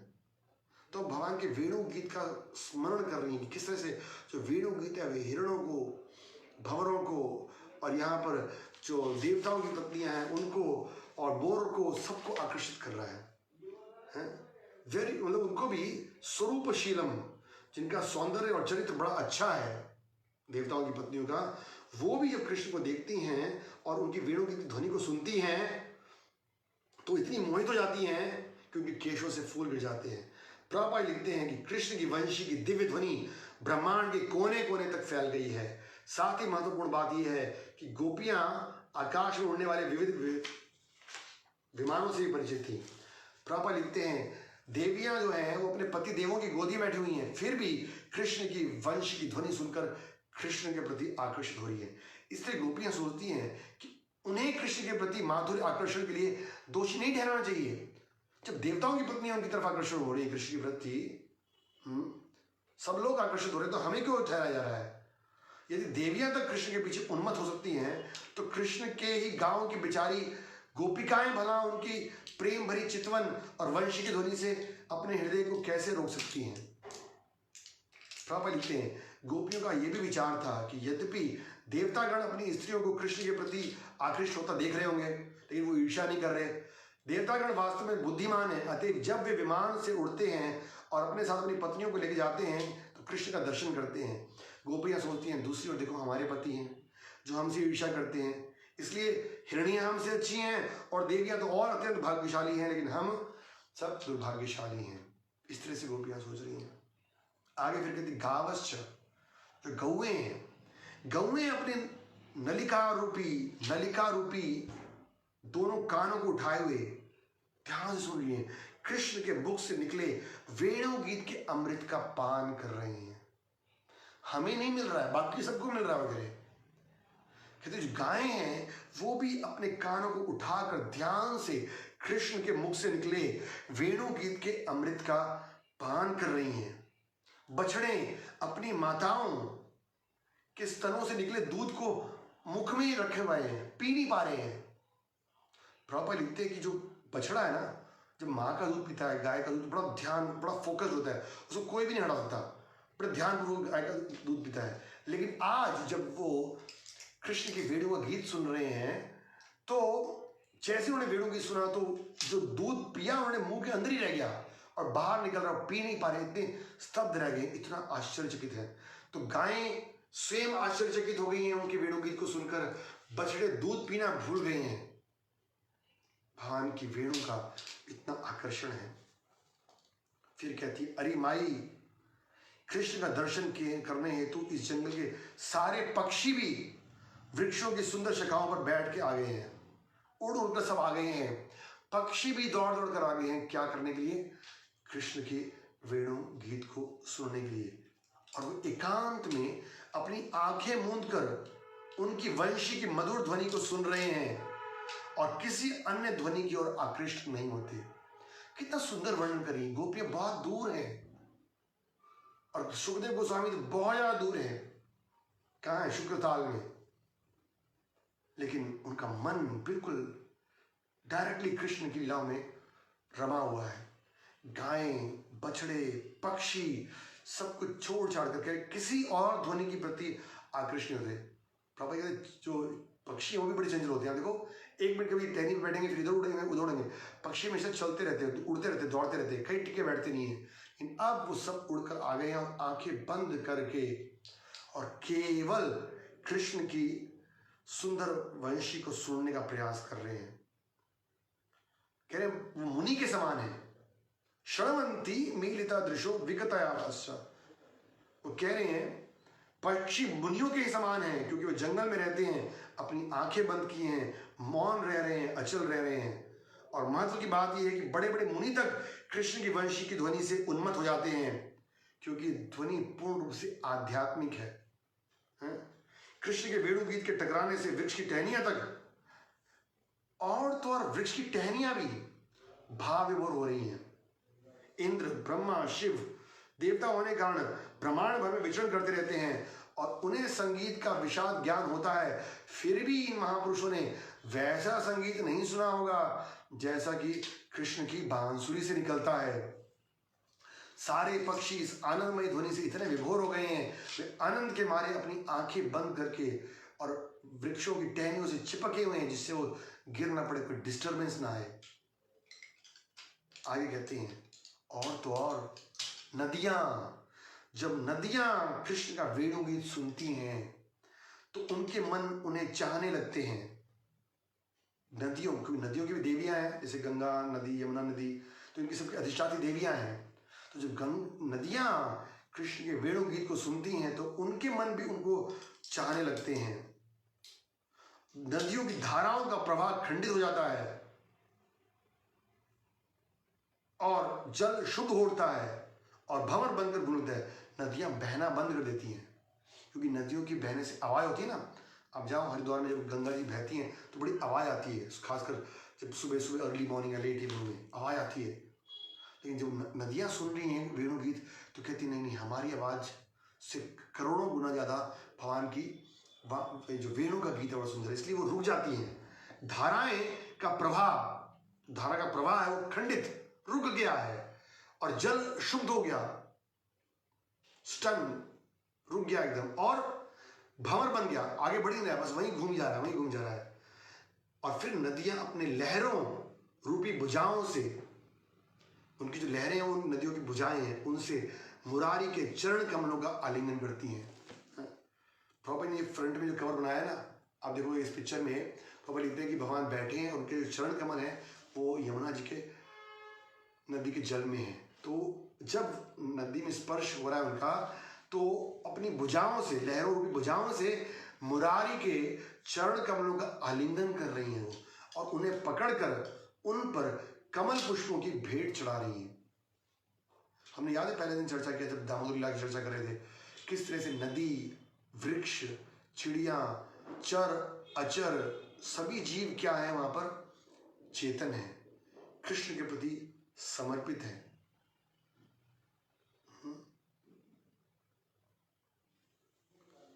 प्रॉपर लिखते हैं, गोपियों के कहने का प्रयोजन यह है कि जब विभिन्न प्रकार के जीव कृष्ण के प्रति माधुर्य प्रेम से अभिभूत होते हैं, फिर माधुर्य संबंध द्वारा कृष्ण की सेवा करने के निमित्त गोपियों की तीव्र इच्छा के लिए उनकी आलोचना की जाती है। गोपियां मन में ये करिए, सब लोग कृष्ण के प्रति आकर्षित हैं, नदियां, ग्वाल, बाल, पेड़, पशु, पक्षी, जब हम कृष्ण की तरफ आकर्षित होते हैं तो लोग आलोचना करते हैं कि वो भौतिक स्तर पर है, शुद्ध स्तर पर नहीं है। कहती हैं भगवान कृष्ण बलराम ग्वाल बालों के संग में ब्रज के समस्त पशुओं को चराते हुए गर्मी की कड़ी धूप में भी निरंतर अपनी बांसुरी बजा रहे हैं। बांसुरी से उनको इतना प्रेम है, तेज कड़क धूप है, फिर बांसुरी बजाना नहीं छोड़ रहे हैं। तो इस बात को देखकर आकाश में बादल प्रेमवश आ जाते हैं उनको छाए देने के लिए। आकाश के बादल ने प्रेमवश अपने को फैला दिया है, ऊंचे उठकर और फूल जैसे असंख्य जल की बूंदों से उसने अपने मित्र के लिए अपने ही शरीर को छाता बना लिया। तो देखा जाए बहुत तेज गर्मी पड़ रही है और कृष्ण बांसुरी बजा रहे हैं, सबको आनंद दे रहे हैं, तो बादल भी आ गया, और बादल ने क्या किया, उनको पहले ढक लिया और फिर थोड़ी थोड़ी बारिश कर रहे हैं, ठंडक दे रहे हैं। यहां वर्ड किया अपने मित्र के लिए, तो बादल कृष्ण को मित्र समझ रहा है, क्योंकि दोनों का कलर एक जैसा ना, घनश्याम, तो सोच रहे तो हमारे मित्र ही हैं क्योंकि एक सेम कलर के हैं। तो इसलिए बादल भी कृष्ण के साथ मैत्री स्थापित करने के लिए उनके सिर पर छाते का काम कर रहे हैं।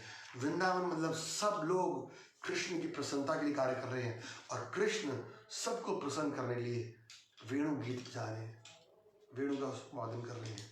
और गोपियां इस बात का स्मरण कर करके एक तरफ इन सब के भाग्य की प्रशंसा कर रही हैं, दूसरी तरफ अपने आप को कोस रही हैं, क्यों नहीं हम उनका दर्शन कर पा रहे। लेकिन इस विरह में, इस विप्रलंब में कृष्ण जितना प्रेम गोपियों और राधा रानी को दिए, उतना प्रेम ब्रज में किसी को नहीं दिए। इसलिए तो महाप्रभु कह रहे हैं ना, रम्या कश्चित उपासना व्रजवधूर वर्गीय कल्पिता, कि अगर उपासना करनी है तो व्रजवधू गोपियों की तरह पूर्ण रूप से कृष्ण भावना में थी। और तो और वो कहते जब वृंदावन में भगवान गए जंगल में, तो वहां कुछ आदिवासी लीलाएं, ललनाएं स्त्रियां थी, आदिवासी स्त्रियां, जंगल की स्त्रियां, वो भी भगवान के चरणों से अंकित घास को देखकर उत्तेजित होती। कृष्ण के चरण कमलों के रंग से प्रदत्त ये चूर्ण उनकी प्रेमिकाओं के स्तनों को अलंकृत करता था, और जब उसे आदिवासी स्त्रियों ने देखा तो उन्होंने अपने मुख पे मनने लगे, शरीर पे मन लगी, और उनको सारी चिंताएं दूर हो गई। तो ये जो आदिवासी स्त्रियां हैं, ये भी कृष्ण के चरणों का स्पर्श प्राप्त कर पा रही हैं। और अब इस चैप्टर का सबसे इंपॉर्टेंट श्लोक एक तो इंपॉर्टेंट श्लोक मैंने बताया था आपको, कौन सा था वो, नंबर 9, और एक ये 18 नंबर। ये श्लोक तो कितना सुंदर श्लोक, कई बार गाया हमने। हंतार मरिद्र बला हरिदास वरयो यद राम कृष्ण चरण स्पर्श प्रमोदा मानम तनोति सहगो गणयोतस्तो योर्यात् पानी असूया वसकंदर कंद मूले। हरिदास वरयो किसके लिए आता है, गोवर्धन के लिए। अब गोपियां गिरिराज जी का स्मरण कर रही हैं, अरे सबसे बड़े भक्त हरिदास वरयो, क्यों है हरिदास वरयो हम पढ़ते हैं, कह रहे ये गोवर्धन पर्वत समस्त भक्तों में श्रेष्ठ है। भगवान के बहुत सारे भक्त हैं, लेकिन ये गोवर्धन पर्वत भक्तों में सर्वश्रेष्ठ है। सखियों, ये पर्वत कृष्ण बलराम के साथ साथ उनकी गायों, बछड़ों, ग्वाल बालों को सभी प्रकार की आवश्यकताएं जैसे पीने का पानी, मुलायम घास, फल फूल, सब्जियां, गुफाएं प्रदान करता है। तो कोई सर्वश्रेष्ठ भक्त कब भगवान का? जब भगवान के साथ साथ उनके भक्तों की सेवा करता है, भगवान उसको सर्वश्रेष्ठ भक्त मानते हैं। तो गोपियां कह रही गोवर्धन सबसे श्रेष्ठ है क्योंकि कृष्ण बलराम की सेवा करने के साथ साथ वो उनके भक्तों की सेवा कर रहा है। यहां क्या लिखे? यद राम कृष्ण चरण स्पर्श प्रमोदा। बड़ा आनंद आ रहा है गिरिराज जी को जब राम कृष्ण चरण स्पर्श, बलराम और कृष्ण के चरणों का स्पर्श पाकर गिरिराज जी बड़े प्रसन्न हो रहे हैं और उनकी प्रसन्नता से जो रोम रोम उनका खड़ा हो रहा है वो वृक्ष की तरह है। और मानम तनोति सह गोगण, वो कृष्ण बलराम और सभी ग्वाल बालों को पीने का पानी दे रहे हैं, फल फूल दे रहे हैं। जब थक जाते थे तो उनकी गुफाओं में जाकर दोपहर में रेस्ट करते थे और घास देते थे गायों के लिए, बछड़ों के लिए।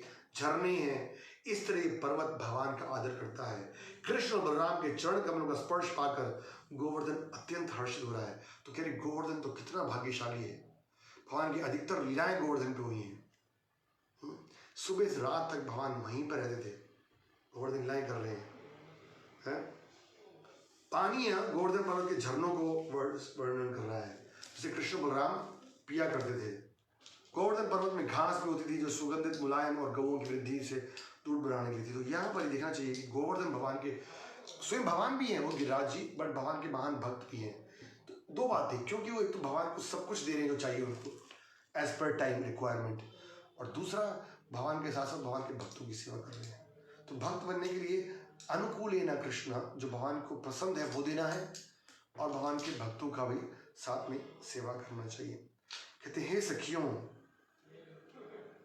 जब कृष्ण और बलराम अपने ग्वाल मित्रों के साथ जंगल से होकर अपनी गायें लेकर गुजरते थे तो वे अपने साथ दूध दोहन के समय गौओं की पिछली टांग बांधने के लिए नोई मतलब रस्सी ले लेते थे।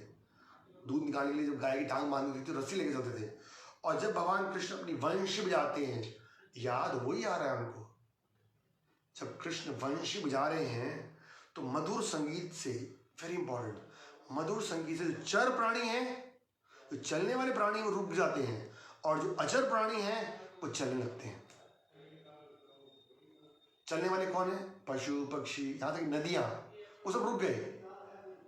पक्षी रुक गए, नदियां रुक गई, हिरण रुक गए उनकी वाणी को सुनने के लिए, वेणु गीत को सुनने के लिए। और जो अचर हैं जैसे वृक्ष हैं, उसको देखा हम चल के वहां जाएं जहां कृष्ण वेणु बजा रहे हैं। तो जो अचर है, वृक्ष हैं, वो आनंद तरीके से हिलने लगते हैं कि हम भी चले वहां पे। निश्चय ये बात अत्यंत आश्चर्य है। गोपियां कह रही कि भगवान की जो वेणु है वो कितनी सुंदर है। एक भक्त लिखते हैं कि वेणु के अंदर बहुत छेद होते हैं। तो कुछ लोग भक्त ऐसे बताते हैं कि वेणु ने अपने आप को पूर्ण रूप से समर्पण किया कि कृष्ण देखो जो मेरे हृदय में वो आपके सामने है, और इसलिए भगवान उनको अपने अधरों से लगा रखते हैं। तो जो अपने दोषों को भगवान के सामने प्रकट कर देता है, कपट नहीं रखता, ये नहीं कि अंदर कुछ बाहर कुछ, जो स्पष्ट रूप से भगवान के आगे समर्पण करता है, कृष्णा हियर आई एम, आप मुझे कृपा करके स्वीकार कीजिए, मेरे दोष बहुत है, आप मुझे उद्धार कीजिए, तो भगवान उसको स्वीकार करते हैं। तो भगवान अपने रस्सियां बांध ली हैं, सर के रस्सियों को अपने दुपट्टे के चारों ओर लपेट लेते हैं और बड़ा सुंदर लग रहे हैं भगवान। कृष्ण और बलराम पीताम्बर की रस्सियां बनाते हैं जिनके दोनों सिरों पर मोतियों के गुच्छे रहते हैं। इस तरह से, बस आखिरी श्लोक है, इस तरह से वृंदावन के जंगल में पूर्ण पुरुषोत्तम भगवान द्वारा विचरण से संबंधित क्रीड़ामय लीलाओं को एक दूसरे से कहती हुई गोपियां उनके विचारों में पूर्णतया मग्न हो गई। इस तरह से बात करते करते वो पूर्ण रूप से कृष्ण की लीला में मग्न हो गई हैं। और प्रभुपाद जी लिखते हैं ये कृष्ण भावनामृत का पूर्ण उदाहरण है, कंप्लीट एग्जाम्पल है, जिससे किसी न किसी तरह कृष्ण के विचारों में मग्न हुआ जाए। सावई मनः कृष्ण पदारविंद, कृष्ण में पूर्ण रूप से लीन थे, मग्न थी। चाहे थी अपने घरों में, लेकिन वो कृष्ण का स्मरण कर रही है। और खासकर से जो कृष्ण की वंशीवादन लीला है कि किस तरह से भगवान वंशी बजा रहे हैं, गौओं के संग जा रहे हैं, और उस वंशी को सुनकर सारे पशु पक्षी जीव कृष्ण के प्रति पूर्ण रूप से आकर्षित हैं। अपनी सुध बुध खो चुके हैं, वो प्रैक्टिकली अनकॉन्शियस, वो सब कुछ भूल चुके हैं। कह रहे प्रभुपा जी कि किसी न किसी कृष्ण के विचारों में निमग्न थे। इसका ज्वलंत उदाहरण गोपियों के आचरण में उपस्थित है। इसलिए चैतन्य महाप्रभु ने घोषित किया है कि भगवान की पूजा करने की सर्वश्रेष्ठ विधि गोपियों की विधि है। गोपियां किसी उच्च ब्राह्मण या क्षत्रिय परिवार में उत्पन्न नहीं हुई थी, वैश्य कुल में उत्पन्न हुई थी, जो कोई बड़ा व्यापारिक वर्ग भी नहीं था, अभी तो ग्वालों का परिवार था।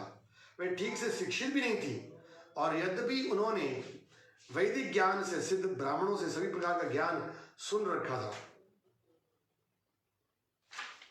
गोपियों का एकमात्र उद्देश्य कृष्ण के विचारों में सदैव मग्न रहना था। तो भगवान के जो वेणु है, देखिए ये श्रीमद् भागवतम के 10वें स्कंद में वेणु गीत, गोपी गीत, भ्रमर गीत, इस तरह से कई गीतों का वर्णन है। ऑफकोर्स भागवतम में रुद्र गीत, भगवान शिव के द्वारा गाए गए गीत का वर्णन है। बट विशेष रूप से गोपियां अपने घरों में रहकर जहां वेणु की महानता को स्मरण कर रही हैं कि ऐसा क्या उसने सौभाग्यशाली कार्य किया होगा जिसकी वजह से कृष्ण उनके अधरों पर रहते हैं। तो जैसे हमने चैतन्य महाप्रभु लीला में सुना, तो भगवान के एक तो वांसुरी अधरामृत है और दो और अधरामृत है। एक तो महाप्रभु लीला में सुना ना, प्रसाद। जब हम प्रसाद लेते हैं तो हमें क्या स्मरण करना चाहिए कि ये कृष्ण का अधरामृत है। भगवान के होठों पे ये प्रसाद लगा है, और जो उनके होठों में जो अमृत है जिसको प्राप्त करने के लिए गोपी ललायित हैं। बड़े बड़े ऋषि मुनि गोपियां बनने चाहते हैं, ब्रह्मा शिव आदि। वो अधर अमृत हमें कहां से मिल रहा है? भगवान के प्रसाद में से। स्व प्रसाद अनिल दुर्भाए। इसलिए प्रभु कहते हैं कृष्ण का जो प्रसाद है वो कृष्ण से अभिन्न है। तो जब हम प्रसाद लेते हैं तो हमें स्मरण करना चाहिए कि ये भी भगवान के अधरों का अमृत है, नॉन डिफरेंट है कृष्ण से। और क्या अमृत है? अधर अमृत भगवान के वचन अमृत, वो भी उनके मुख से निकले हैं, उनके होठों से निकले हैं। भगवान का ज्ञान, विशेष रूप से भगवद गीता। भगवद गीता ऐसा प्रसिद्ध ग्रंथ जो स्वयं भगवान के मुखारविंद से निकला है, तो वो भी अधर अमृत है, अमृत है। ये तीनों चीजों अमृत है। वेणु गीत और भगवान का प्रसाद अधरामृत और भगवान के वचनामृत, ये तीनों कहां से निकले हैं? मुखारविंद से। तो हमें ये नहीं सोचना है कि गोपियां कोई साधारण स्त्रियों की तरह, जैसे एक स्त्री एक पुरुष के प्रति आकर्षित हुई। नहीं, आप देखिए भगवान कितने साल के हैं? 6 साढ़े 6 साल के, सिर्फ छोटे से बालक हैं। गोपियां थोड़ी बड़ी, उनकी शादी हो चुकी है, करीब 11-12 साल की होंगी उस समय, क्योंकि उस समय गोपियों का जल्दी विवाह, लड़कियों का विवाह जल्दी था। लेकिन जो गोपियों का कृष्ण के प्रति आकर्षण है वो है माधुर्य के स्तर पर उसमें कहीं भी काम वासना या शारीरिक स्तर पर नहीं है। शास्त्र कहता है भगवान कृष्ण अखिल रसामृत मूर्ति हैं, भगवान के अंदर सारे रस हैं। एक बार भगवान कृष्ण अर्जुन के साथ तपस्या कर रहे थे पूरे मानव समाज के कल्याण के लिए। किस रूप में? नर नारायण के रूप में। जो बद्रीनाथ में भगवान का रूप है नर नारायण, तो नर कौन है? अर्जुन, और नारायण है कृष्ण। तो भगवान पूरे समाज के कल्याण के लिए क्या करते? कठोर तपस्या कर रहे थे बद्री का आश्रम में। तो हमारे स्वर्ग के देवता है ना राजा इंद्र, उनको बड़ी जल्दी टेंशन हो जाती है। अगर कोई तपस्या करता है ना, सबसे बड़ी टेंशन उनको होती है। और उनको टेंशन क्या होती है कि किसी ने तपस्या बढ़िया से ज़्यादा कर ली, बहुत तपस्या, तो फिर मेरा स्वर्ग का सिंहासन छीन जाएगा, मतलब वो राजा बन जाएगा और मेरे से स्वर्ग का सिंहासन छीन जाएगा। तो देखिए ब्रह्मा जी भी मोहित हुए हैं, शिव जी मोहित हुए हैं, तो फिर इंद्र की तो बात ही क्या है। और इंद्र भी मोहित होएगा, आगे हम देखेंगे गोवर्धन लीला में भी। तो इंद्र ने क्या किया? बहुत सुंदर सुंदर अप्सराओं को भेजा, उनको भ्रमित करने के लिए, मोहित करने के लिए। हम सुनते हैं भागवतम में कि चल रहे थे कि इस संसार में जो स्त्री का पुरुष के प्रति और पुरुष का स्त्री के प्रति जो आकर्षण है वही संसार के बंधन का कारण है। तो उन्होंने सोचा कि चलो मैं स्त्रियों को भेजता हूँ तो वो अपनी तपस्या से भाग हो जाएंगे। लेकिन भगवान तो सर्वज्ञ है, तो सब कुछ जान गए कि इंद्र की क्या कारस्तानी है और भगवान को कौन सा आकर्षित कर सकते। भगवान तो सारी स्त्रियों को पैदा करने वाले हैं, भगवान के शरीर में से सारी स्त्रियाँ निकली हैं।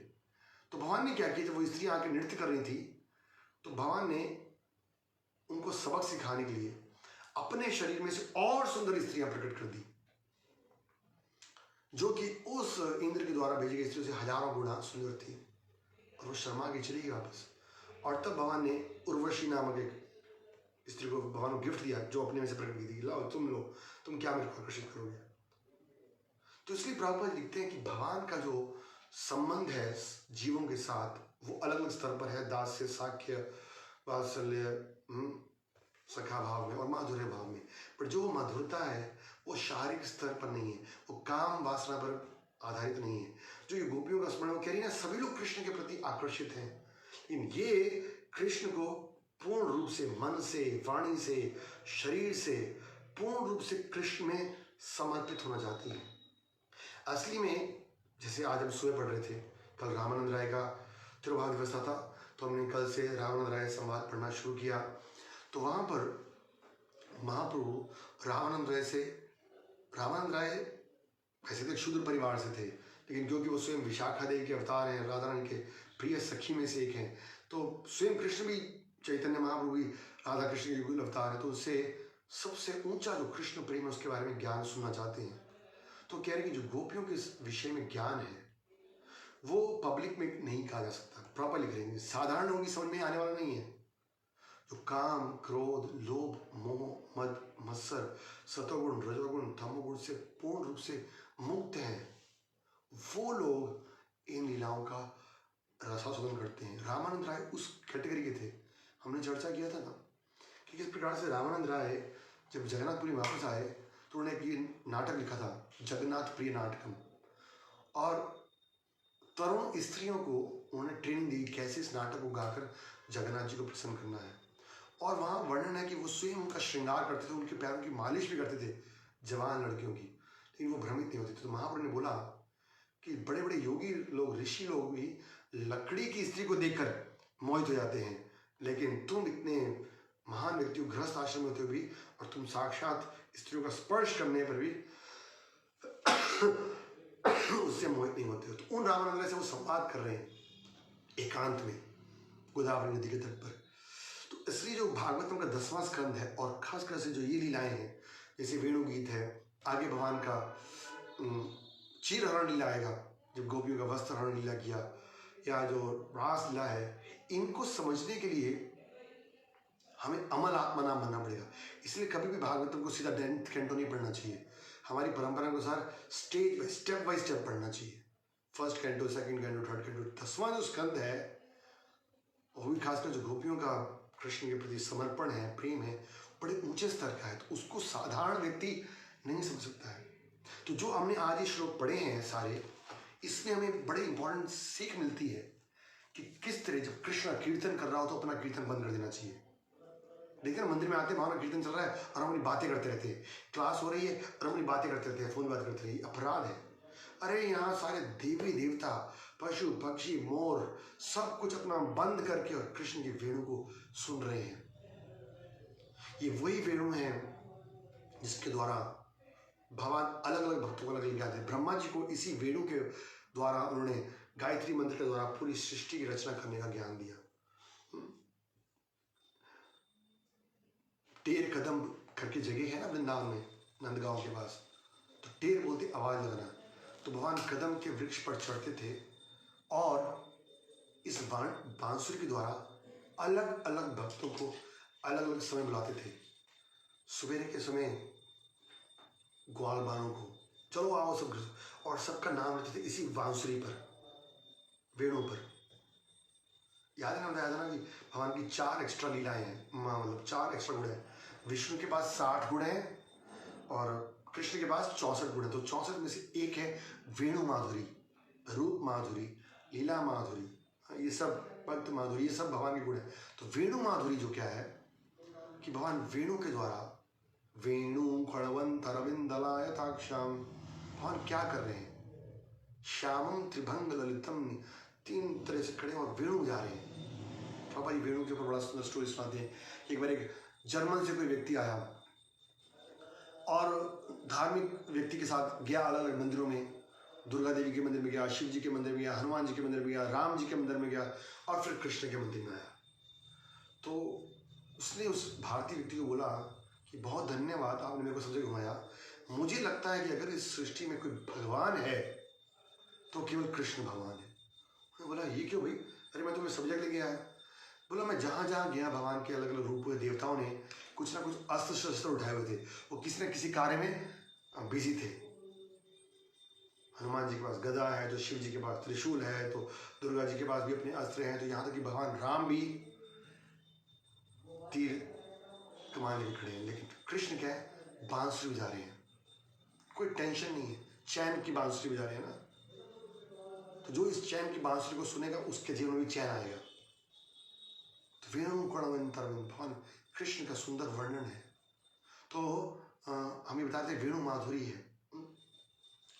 तो भगवान इसके द्वारा आकर्षित करते हैं जीवों को। जो भगवान की वेणु है वो सबको आकर्षित। हाँ, तो मैं बता रहा था कि 3 अलग अलग समय में भगवान बुलाते हैं। तो सुबह के समय भगवान अलग अलग नामों से अलग अलग ग्वाल बालों को बुलाते थे और सब ग्वाल बाल अपना नाम सुन सुनकर, ये जब दौड़ रहे थे सारे ग्वाल बाल बड़े सुंदर लग रहे थे और सब वेणु को सुनकर आते थे।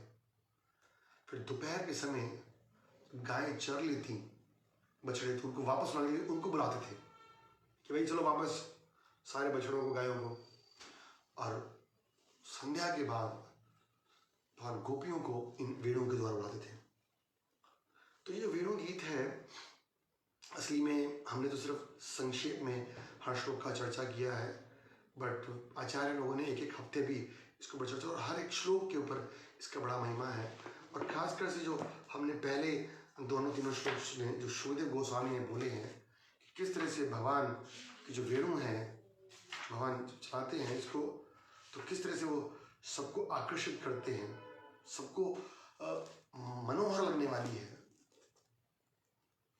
और चर जीव जो हैं वो अचर हो जाते हैं, अपना कर्दन करना रोक देते हैं, और जो अचर है वो चलने लगते हैं। और सब लोग स्मरण कर रहे हैं या ईर्ष्या नहीं कर रही हैं गोपियाँ कि वो कितने भाग्यशाली हैं, बट वो उनके भाग्य गुणगान कर रही हैं। तो ये एक भक्ति का लक्षण है। कुंती महारानी का जो सबसे फेवरेट श्लोक मैं स्मरण रखता हूँ, हमेशा प्रयास करते हैं, षण्वन्ति गायन्ति गृणन्ति अभीक्षणा स्मरणन्ति नंदन्ति तवेहितं जना। इसे 5 चीजें हैं। षण्वन्ति, जो लोग भगवान के बारे में सुनते हैं। गायन्ति, जो भगवान के बारे में गाते हैं। षण्वन्ति गायन्ति, गृणन्ति, जो ग्रहण करते हैं। स्मरणन्ति, जो स्मरण करते हैं। और नंदन्ति मतलब क्या होता है? जो दूसरे को देखकर आनंद लेते हैं। तो ऐसे जो गोपियां हैं उनको हृदय में आनंद भी आ रहा है कि किस प्रकार से वृक्ष की जो गायें हैं, बछड़े हैं, बादल हैं, वृक्ष हैं, पशु हैं, पक्षी हैं, मोर हैं, हिरण हैं, ग्वाल बाल हैं, पृथ्वी देवी हैं, पृथ्वी का वो गुणगान करती हैं। आपके शरीर पर उनके चरण कमल है वो अंकित हैं। ये चरण हमारे ऊपर कब आएंगे? पृथ्वी का धरणी मंडलम कह के गुणगान करती कि ये पृथ्वी देवी कितनी सौभाग्यशाली हैं कि उनके वक्षस्थल पर भगवान के चरण रहते हैं। कह रही हमारे वक्षस्थल पर कब भगवान ये चरणों को प्राप्त कर सकते हैं। तो इस तरह से वो दूसरे दूसरे भक्तों को गुणगान करेगी कि इतने भाग्यशाली, ईर्ष्यावश नहीं। और शास्त्र के जैसे हमने गोवर्धन की स्टोरी में पढ़ा, जब भगवान देखते हैं कि दूसरे भक्तों को गुणगान करता है तब भगवान को अपनी असीमित कृपा देते हैं। इसलिए भगवान कह रहे गोपियों सीखना चाहिए, गोपीर भरतो पद कमलो दासानुदास। गोपियां कृष्ण के आनंद में अवरोधक नहीं बनना चाहती हैं कि कोई कृष्ण को आनंद दे रहा है तो उसके अवरोध बने, नहीं, बट वो कामना करती हैं, इच्छा करती है कि हमारा भी भाग्य होता, हम भी कृष्ण का दर्शन कर पाती, स्मरण कर पाती, नित्य हो जाती हैं। कृष्ण के विरह में वो एक क्षण भी, वो ब्रह्मा जी कोस रही हैं कि तुमने कैसे सृष्टि की रचना किया है। एक तो 2 आंखें दी सिर्फ, उसके पलके बना दिए, हम बिना कृष्ण का दर्शन किए बिना रह नहीं सकती हैं। तो इस तरह से वो स्मरण कर रही हैं कृष्ण का, और जैसे बताया कि इसके बदले में कृष्ण उनको अपना पूरी कृपा देंगे, जो कृपा उन्होंने किसी को नहीं दी। सबसे टॉप मोस्ट डिवोटीज जो हैं कृष्ण की, वो गोपियां हैं। तो ये सेक्रीफाइस है उनका, विप्रलंब भाव। एक्चुअली में इसको हम बोलते हैं सर्विस इन सेपरेशन। भगवान के प्रत्यक्ष रूप में सामने होकर शायद वो उतने आनंद का अनुभव नहीं करेंगे, बट जब भगवान से दूर हैं तो मुख्य रूप से आनंद ले रही हैं। तो इन वेणु गीतों को, श्लोकों को हम सुने, स्मरण करें, और इनसे हम सीख सकते हैं। इसमें कई बातें सीखने वाली है, जो हम उनकी तरह गा तो नहीं सकते हैं, बट हमें क्या है कि उनसे सीखना चाहिए किस तरह से जो वृंदावन की गोपियां हैं वो वेणु का आदर कर रही हैं, सम्मान कर रही हैं। और जैसे मैंने शुरू आया कि गोपियों का स्तर सबसे श्रेष्ठ स्तर है। ब्रह्मा, शिव, लक्ष्मी, उद्धव, ये सब लोग भी क्या है, गोपियों के चरणों की सिर्फ रज प्राप्त करना चाहते हैं। गोपी तो बन ही नहीं सकते, रज प्राप्त करना चाहते हैं। और दूसरी बात हमने सीखा कि वृंदावन में हर व्यक्ति, हर वस्तु, हर चीज का उद्देश्य केवल केवल केवल कृष्ण को प्रसन्न करना है। तो कृष्ण को प्रसन्न करने के लिए वो हमेशा सोचती रहती है हम कृष्ण को कैसे खुश करें। और हमने एक श्लोक जो सबसे इंपॉर्टेंट श्लोक पढ़ा था ये वाला, हाँ, भगवान का सुंदर रूप, वरहा पीड़म नटवर वपु कर्णयो कर्णकारम, ये सब श्लोक याद करने वाले हैं। किस तरह से भगवान के रंधार वेणु, आंखों का क्या बोला गया है कि जो आंखें भगवान का दर्शन नहीं करती हैं वो कैसी आंखें, वो मोर के ऊपर जो गोल गोल सर्कल बना होता है ना, तो इन आंखों का कोई वैल्यू नहीं है। जिन आंखों से हम कृष्ण का दर्शन नहीं कर रहे हैं वो तो आंखें ना हो तो अच्छा है। शास्त्र कहते हैं जिन कानों से हम कृष्ण का दर्शन सुन नहीं रहे हैं, दर्शन सुनना मतलब उन्हें ज्ञान के बारे में सुनने, वो क्या है, कान सांप के बिल की तरह है। सांप में के बिल में कुछ घुसेगा तो निकलता नहीं है। जो सर भगवान का झुकता नहीं है वो बोझे की तरह है। तो इस तरह से हमारा आचरण होता है कि इन आंखों को देखने का उद्देश्य क्या है, इसको क्या बोलते हैं, नेत्र उत्सव। नेत्रों के लिए उत्सव है। उत्सव मतलब जो आनंद देने वाला है। तो इन नैनों को, नैनाभिरामम, नैना अभिरामम, नैनों को आनंद देने वाले हैं। कृष्ण का जो सुंदर रूप है, कंदर्प कोटि कमनीय विशेष शोभाम, उसको बार बार देखते रहना चाहिए। शास्त्र कहता है कि जब हम भगवान के सुंदर फेस की तरफ देखते हैं, खासकर से उनके सुंदर आंखों की तरफ देखते हैं, जो मुस्कुरा रहे हैं, भगवान मुस्कुराते हुए कृष्ण की तरफ देखते हैं, तो सारा जो शोक है, चिंताएं हैं, जो दुविधा के आंसू हैं, वो दूर रहते हैं। तो जब भी हमें कभी कोई चिंता, कोई कष्ट, कोई विपत्ति का सामना करना पड़े दुर्भाग्यवश अपने कर्मों के अनुसार, तो इमीडिएटली हमें कृष्ण का स्मरण करना चाहिए, कृष्ण के सुंदर रूप का दर्शन करना चाहिए। प्रभुपाद जी कहते हैं ये मंदिरों में विग्रहों की स्थापना क्यों की गई है, इसी उद्देश्य से की गई है, so that our eyes become practice to see Krishna। अभी हमारी आंखें जो है विषय को देखने के लिए, प्रभु जी उदाहरण देते हैं पतंगे का। 5 इंद्रियां 5 जीवों को जीवन खत्म कर देती हैं। जीभ के स्वाद में आके मछली पानी की बहुत गहराई में है, पर जीभ के चक्कर में आके थोड़ा सा आटा फेंकते हैं तो जीभ फंस जाती है उस मछली। हिरण बहुत चंचल होता है, उसको कोई पकड़ नहीं सकता, लेकिन जब वो म्यूजिक सुनता है तो एक जगह रुक जाता है। जैसे वेणु गीत में सुने रुक गए, तो उस कानों की वजह से। और पतंगे का उदाहरण देते आंखों की वजह से। आंखों को लगता है पतंगे को कि भाई अग्नि में बड़ा आकर्षण है, और वो उसके बाद जाके गिर जाता है। और हाथी का उदाहरण देते हैं स्पर्श इंद्रिय से, हथनी के पीछे दौड़ता है और गड्ढे में गिर जाता है। और भंवरे का एग्जाम्पल देते हैं नाक से, कि वो जब सूंघता है फूल को तो उसी के अंदर आकर्षित हो जाता है। तो कहने का मतलब है यही इंद्रियां जब कृष्ण की सेवा में लग जाएंगी, ऋषिकेना ऋषिकेशा सेवनम भक्ति, तो यही इंद्रियां हमारी मुक्ति का कारण बन सकती हैं, और यही इंद्रियां हमारे बंधन का कारण बन सकती है। ये है इन श्लोकों का सार। वेणु गीत का सार हमारे लिए क्या है? गोपियों जैसा प्रेम, गोपियों जैसा विरह हमारे अंदर नहीं है, लेकिन सार क्या है हमारे लिए कि कानों से हम कृष्ण की वेणु को सुने, कृष्ण के कथामृत को सुने, कृष्ण के वचामृत को, वचनामृत को सुने, जीभ से कृष्ण के प्रसाद रूपी अधरामृत को लें। प्रभुपाद लिखते हैं भगवान का प्रसाद भगवान से अभिन्न है। तो जब हम आपको पता है भगवान को भोग लग रहा होता है ना, तो हम एक आरती गाते हैं, भोग आरती। समझ रहे हैं, एक तो हम बोलते हैं महाप्रसाद गोविंद, वो जो भोग लग गया है, हम प्रसाद खाते हैं, वो तो प्रसाद की प्रेयर से है। पर जब भगवान को भोग लग रहा होता है, तो ऑफरिंग चल रहा होता है, तो बड़ा सुंदर आरती गाते हैं, जिसको भोग आरती बोलते हैं। भज भगत वत्सल श्री गौर हरि, श्री गौर हरि सोहि गोष्ठ बिहारी। लंबी आरती है बहुत। तो उसमें हम बोल रहे हैं कैसे यशोदा मैया अगर सब बढ़िया बढ़िया चीज बनाकर लाए हैं और कृष्ण उसका आस्वादन कर रहे हैं और भक्त की स्मरण कर रहा है, भक्ति ठाकुर जी कह रहे हैं स्मरण करें कैसे कृष्ण ने इसका आस्वादन किया। खासकर महाप्रभु कहते हैं कि जब भक्त लोग प्रसाद लेते हैं तो उनको ये स्मरण रखना चाहिए कि ये प्रसाद कृष्ण ने आस्वादन किया है, कृष्ण आस्वादन कर ले, कि कृष्ण ने इसको अपना अधर अमृत दिया। आज के वेणु गीत में हम खासकर हमने अधर अमृत के बारे में सॉरी, तो अधर अमृत 3 तरीके से हमने सुना। वेणुगीत, नंबर 2 प्रसाद अधरामृत, और नंबर 3 वचनामृत। तीनों भगवान के अधरों से निकले हैं, तो तीनों को ध्यान पूर्वक श्रद्धा पूर्वक प्रसाद को बड़े श्रद्धा से लेना चाहिए। इसलिए प्रेयर बोलते हैं ना, सबको मीनिंग याद रखना चाहिए। जो पहली प्रेयर है, महाप्रसादे गोविंदे नमो ब्राह्मणे वैष्णवे स्वल्प पुण्य बदन राज विश्वास ने बजाए थे। इसका मीनिंग मुझे लगता है बहुत कम डिवोटीज को पता है, सबको पता होना चाहिए। ये श्लोक युधिष्ठिर महाराज को बोले नारद मुनि जी कि हे राजन, जिन लोगों का पुण्य बहुत थोड़ा है, स्वल्प पुण्य वतन राजन, लास्ट लाइन, विश्वास नहीं बजाए थे, जिनका पुण्य बहुत थोड़ा, उनका विश्वास जागृत नहीं होता है। किसमें?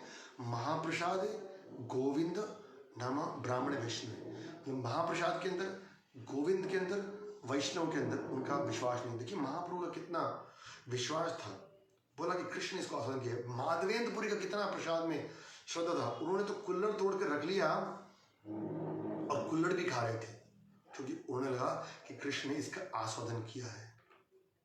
ये कार्य वही है, बट उसकी इंटेंसिटी का स्तर डिफरेंट है।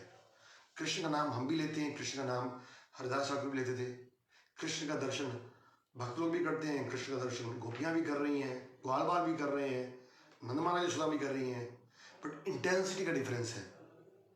तो इंटेंसिटी कैसे आएगी? जब हम पहले साधना भक्ति को ठीक से पालन करेंगे। तो साधना भक्ति क्या है? महाप्रभु ने दिया है ये 5 भक्ति के अंग: श्रवण, कीर्तन, साधु संग, भगवान का अर्चा वगैरह का सेवा और धामवास, और ऑफकोर्स प्रसाद सेवन। तो ये गोपी गीत में हमने 2 बातें मुख्य सुनी कि एक तो जब कृष्ण की कथा कीर्तन हो रहा हो तो हमें अपना सब कुछ बंद करके ध्यान से कृष्ण की वाणी को सुनना चाहिए, और जब दूसरे भक्त भगवान की सेवा करते हैं तो उनका हमें गुणगान करना चाहिए, उनके सौभाग्य का वर्णन करना चाहिए, ईर्ष्या नहीं करनी चाहिए, पर कामना करनी चाहिए, इच्छा करनी चाहिए कि हमारे को भी कब अवसर मिलेगा। मोरा यही अभिलाष विलास कुंज दियोवास नयन हेरी मेरे सदा युगल, कब मेरा दिन आएगा जब मैं भी इनकी तरह सेवा कर पाऊंगा। तो ये लौल्यम जो है, रामानंद राय कहते हैं लौल्यम जो है, जब इच्छा रहेगी, लालसा रहेगी, तब हम कृष्ण की भक्ति को प्राप्त कर सकते हैं। हरे कृष्णा। वेणुगीत की जाए तो कल हम आगे पढ़ना शुरू करेंगे। श्रील प्रभुपाद की जाए।